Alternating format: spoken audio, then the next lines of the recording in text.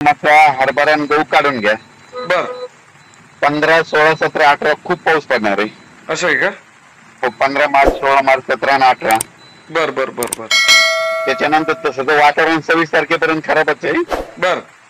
हो, पण शेतकऱ्याला म्हणा तुम्ही तुमचा, कारण की हे मोठा पाऊस पडणार आहे पुन्हा आणखी. काही गारपीट व्हायची शक्यता? गारपीट आता यावेळेस तुमचा उत्तर महाराष्ट्राकडे नाही, आता यावेळेस पूर्व विदर्भ आपलं तेलंगणा आणि पूर्व विदर्भ म्हणजे नांदेड, यवतमाळ तिकडल्या भागात होईल.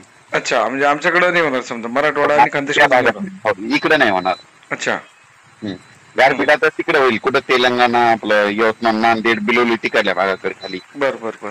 आमच्याकडे पाऊस पडणार. पाऊस पडणार म्हणतात, कन्फर्म येणार आहे पाऊस. बर, मी सगळ्या शेतकरी बांधवांना निरोप देतो तुमचा.